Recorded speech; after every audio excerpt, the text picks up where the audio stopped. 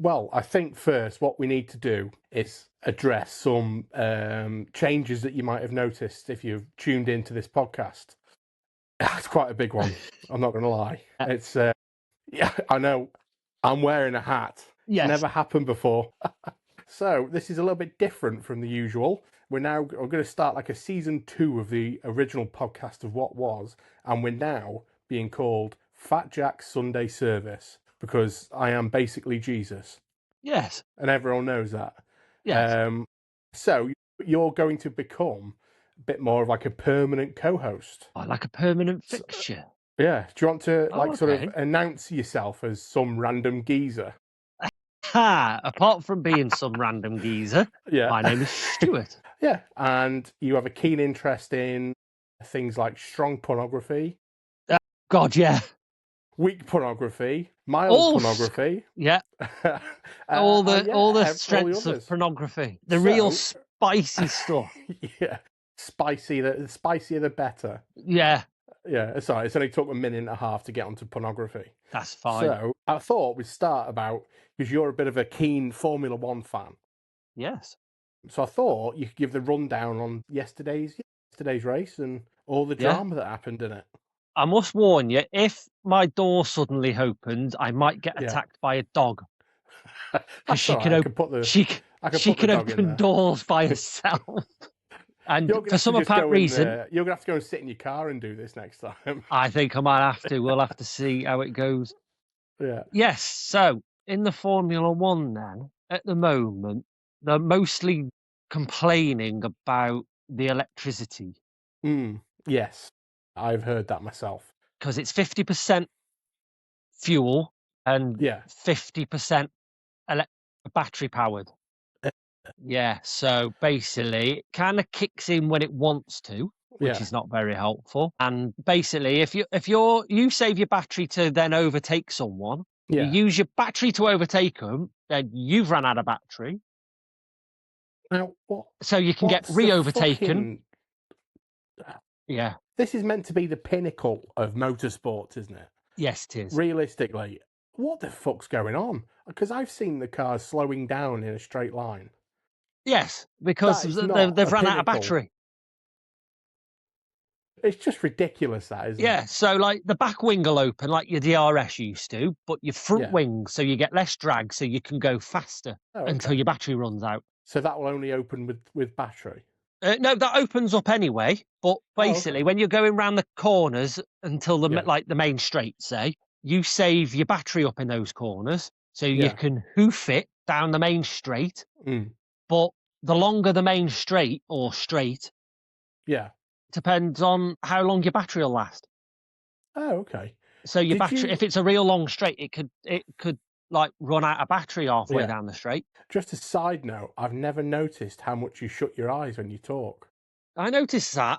I'm trying not to. I'm not very good at being on video. And I shut my eyes a lot when I'm thinking. I don't know why that helps me. Do you want me to edit your 2 googly eyes on? Do some googly eyes. Yes, I want some googly eyes. Well, I've tried to edit the background and that hasn't gone well. Yeah, well, yeah, I'll chuck you some googly eyes in for the first couple of minutes. Yeah, well, what I'll have to do it from a different location every time or something. Yeah, well, we've got Friday's one that we can do. That's going to be in person. That'll be in person, yeah. In a Cougar, probably. Probably. Because my course is too mouldy. Because I've got camo car seat covers and we won't see us. It'd be like we're floating in midair. Yeah.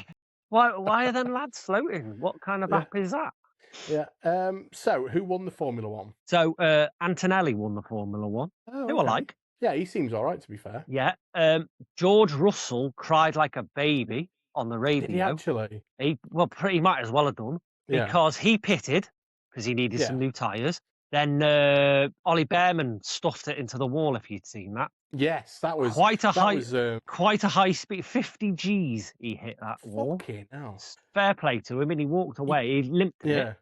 You know, 50 Gs is what my body experiences when I fall over because I'm a fat. Yes, I've heard people in China comment on that as well with the quake. They're going, oh shit, Jack must have fallen over. Fallen over again. Yeah. So, what was I saying? Oh yeah. So he crashed and he whinged like mad because they pitted him the lap earlier. You're joking. Yeah. No, I'm But not joking. I wish I was. They weren't to know that was going to happen. No, exactly. But he was like, of course, he's moaning like mad. But to me, yeah, he still finished second. Like he's all right as long as everything's going his way. Yes, exactly that. Yeah. So yeah, that was kind of interesting. I watched the highlights, and the highlights are 6 minutes long. So not much else must have happened. Yes, no, it didn't really. Max kind of got to like, was it 7th or 8th, I think, and then stayed there. Yeah, They couldn't get past an Alpine. What's happening with him? Is it just the car? Is it? The car is, well, he says it's undrivable, but he still manages to get it to 8. But it's like bouncing around all over the shop. A couple of races, it's been unreliable, and him and what's his name? His other teammate. They keep changing teammates that much. I forgot. I do know it. I just forgot. They just change people that's not Max that much. Yeah. The other Red Bull. The other Red Bull, they've either broken down or I think they've tried to make it a bit more reliable, and it's made it slower. That's fucking wank. Yeah.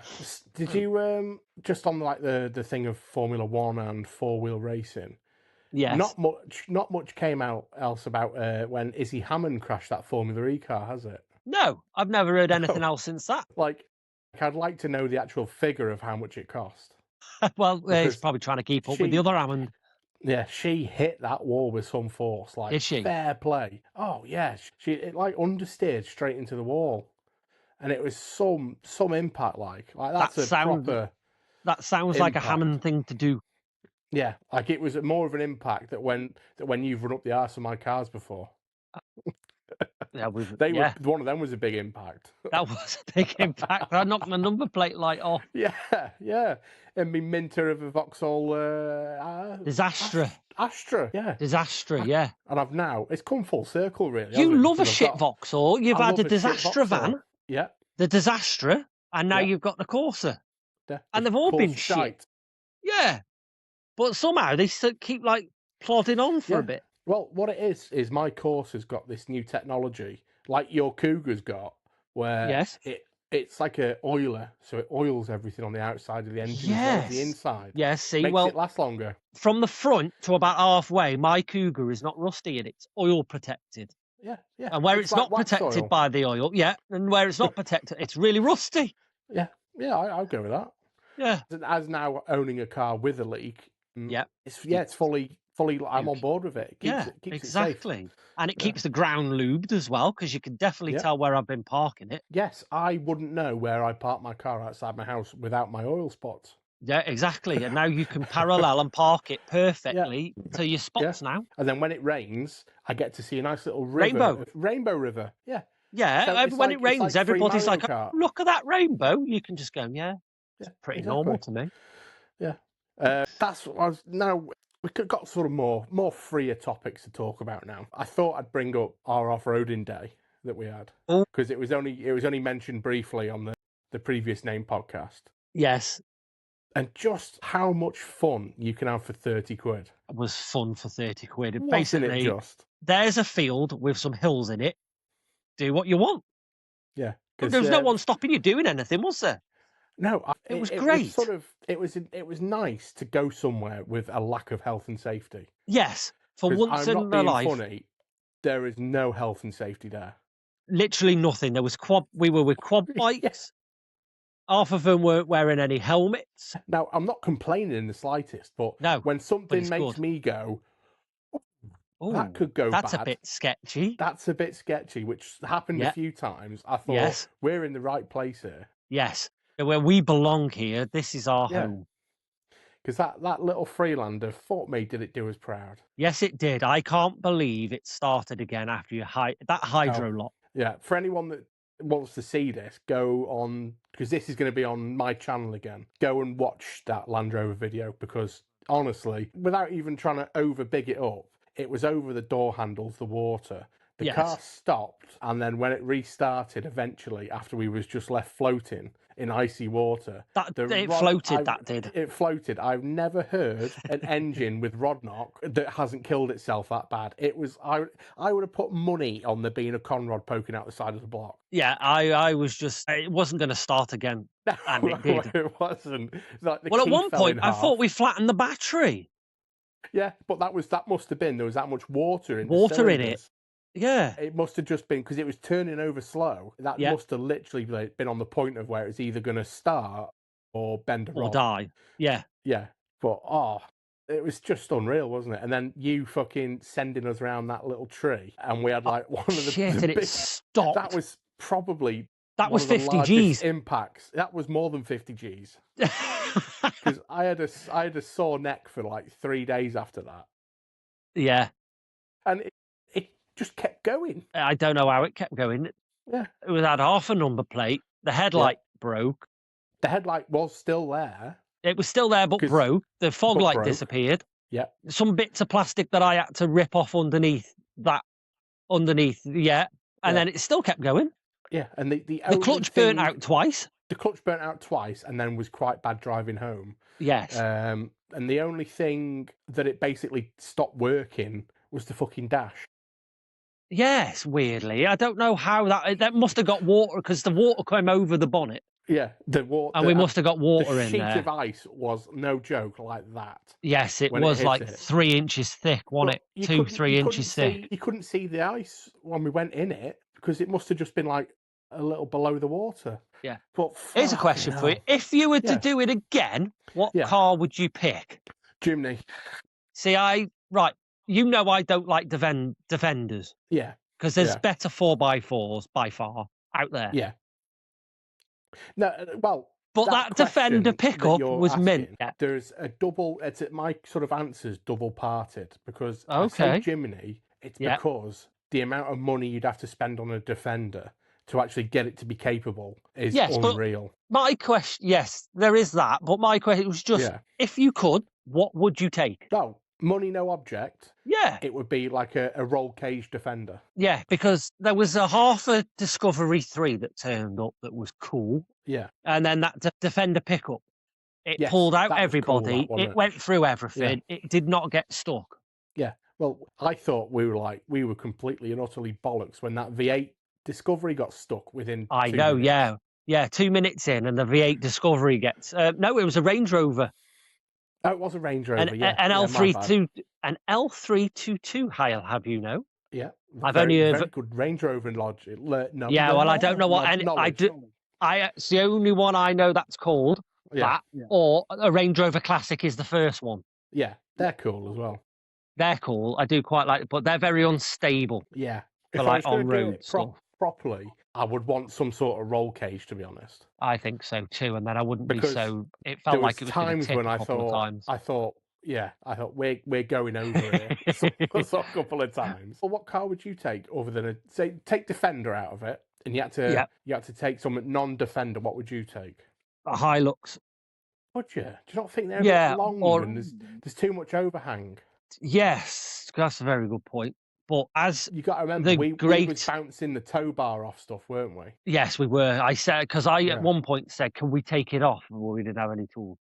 No, we was really prepared. That would have been easier if we had that off. Should have brought an angle grinder. That would have got it off. Yeah, but to be fair, we didn't know what the crack was. No, we didn't. No. As per usual, I don't know. I'd like to do it in some.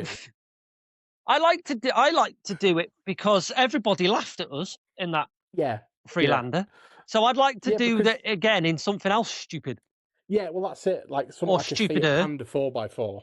Fiat Panda 4x4. Like, what was one of them Subaru Brat pickup things? Yeah. Yes, that would be cool. Apart from there's not many of them about.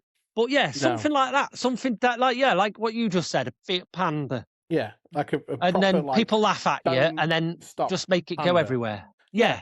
Just maybe put a skid plate under the engine. Yeah, I think a skid plate was a good idea because we broke our plastic one. Fucking hell, did we? Yeah. Also, I tell you what I did like was the people. The people were ace. They were spot on then, weren't they? Yeah, the one that was in the bloke that was in the video was fucking, Yeah. he kept laughing at us, but then was Fucking surprised hell, at how lah. that. Fucking You hell, look lah. stupid. 2.2 Freelander coming straight past you, lah. That was fucking brilliant. Oh, that was because he was taking the piss out of that bloke in the Range Rover, wasn't it? But you know, like that other lad as well that was laughing at us when that proper Discovery got stuck on the little fucking uppy down bit. Oh, because yeah. he had too much Yeah. suspension travel. Yeah. He just fucking sailed straight over Sailed over it and got a wheel up in the air. He got his wheel stuck in it because the back axle was too. We were on independent suspension, weren't we? We was on professional off-road suspension. Yeah, that's what I meant. And he had I would like to wait till your car dies and take that. Yes, I was going to say something stupid like a Cougar. Yeah, because that's very similar to your Freelander. Yeah, just a little bit lower. To see how it would compare to the Freelander, because it's all like the Haldex system, isn't it? Yeah. So it should be very, very similar. You just had some option to tell it to do things, but we left them alone anyway. I don't really like. Do you think because it's a Land Rover? Yeah, well, because it's a Land Rover, do you think those buttons were actually connected to anything, or was it just bring a light on? No, you could. When it was working fine, you could tell the difference as to what mode it was in. Because when you put it in the snow mode, like the snow frost one, it really dulled the throttle off. So like you could mash at the throttle and it would just be nice and gentle. Oh, okay. And like the when it was in the mud one that we was driving it in, you could tell it was more aggressive, the throttle, and it revved harder. So I think it did make a difference, but like the fucking hill descent didn't work when we was going down that hill. Because you no, like, it didn't, did it? The brake, and I'm like, I daren't, because we was picking up too much fucking speed. Well, to be fair, that was after we dunked it in the water. No, that was straight away. Was it before? Oh, was it? Yeah, that first going down the hill, it was straight away. I put a hill descent on, let go, and it just went. Yeah. Ooh, and I was like, oh, yes, it did, didn't it? So well, it's like work. It's like my works vehicle. I think it's got active cruise control. But it gets far too close to another car to see if it does, so I have to brake. Yeah, it's not a gamble you want to take that. No, slightest. Exactly. So it hasn't got it, and that'll do it. No. But, you know, if anyone's listening to this and they've got an old scrap 4x4 they want to get rid of, donate it to Fat Jack Sunday Service, and we'll take it and destroy it for you. Yeah, and we can make a good YouTube video again. Yeah, and the only thing I would do different is I would try and borrow a trailer. Yes, because we were scared in case we couldn't get home. Yeah, because I would like to have like done a little slow crash and put it on its side. Yes. Yes. But knowing that, it probably wouldn't have started once you righted it. No. Well, saying that, it survived its dunking, a siding. Yeah. Who knows what it would have done? Yeah. But might needed a top up of the old oil, like a trailer. Yeah, definitely. Yeah. I'd like to see that oil when it's drained, just to see how watery it is. Yeah. If it's gone proper like cum stain oil or something. Yeah. It's probably brown now, isn't it? Like not that black. Yeah. Diesely oil. It would be like a lightly coloured, like baby shit colour. Yeah, proper British Leyland colour oil. Oh, a British, yeah. Cloth brown. Yeah. Here's a question for you. I don't know why it's coming to me head. Would you rather buy an Austin Allegro made by BMW or a BMW 3 Series made by British Leyland? British Leyland. These are hard-hitting questions, John. Right. So I don't like Allegros. No, I do. I was. So stop bad-mouthing them. I know. I'm not bad-mouthing it. I just say it. I don't like them because I like the Triumphs of that time. So they did a Triumph Toledo, and then that eventually turned into a Dolomite, and I like that shape. Okay, well. Whereas the Allegro was. Change the question up. Yeah. Yeah, would you rather have a Triumph Dolomite Sprint made by BMW or a BMW 3 Series made by Triumph? A Dolomite Sprint made by BMW, as long as it looks like a Dolomite Sprint. It's got to be, really. Yeah. Yeah, well, it looks like a Dolly Sprint, but it's just got all like the underpinnings of BMW. Yeah, that's fine. So, can they do like the door shuts and stuff like that? because yes, that's the main thing they're doing, actually. British Leyland was more like, that'll do. Does it shut? Yeah, yes, that'll that's do, fine John. then. Yeah, but it doesn't line up. That door's lower than that door. It doesn't matter. It's shut, okay? Yeah. It's fine. Now let's strike. Yeah, one of the best things I've seen on YouTube up to now is a documentary about the Vandenplas factory, or the Vandenpla, if we're being that's where they make the critical. posh British Leyland stuff, isn't it? So what the made blokes that were posh working then? there. Did they just not smoke around the cars or something? No, they all had fags on. They had a fag on still. Yeah, but they didn't realise until after they started making them that they were slower than the normal spec because of all the extra the extra weight. Yeah. They just put the same engine in, didn't they? Yeah, but no, because it was like from what I might be wrong, but the cars would get rolled to them with the engine in them. Yes. But then they would do like the coach building on them and put the veneer dash in them, put the bush seats in them and all that. That sounds about right. You know, I make it heavier. You don't get that anymore, really, do you? No. Were they the original Maybach? Yeah, pretty much. They've got to be, haven't they? Yeah, they're more like who's that one Matt Armstrong likes to mention that uses their glue? They are Mansouri. The original Mansouri. The original Mansouri. Basically, let's glue some bits to it and stick some posh seats in. There you go. So now, we I'm not could. Being funny. Give me British a Leyland Allegro over one of them Mansouri things. Oh God, yeah, they're no fucking they're too chance. Much. No. Yeah. There's extra bits on them that don't need to be extra. But on a Vandenplas, if you sit in the back, on the back seats, there's a tea tray. So you could have your tea on your way. Yes. You have your dinner in the back of your Vandenplas. On the way home. Yes, you could.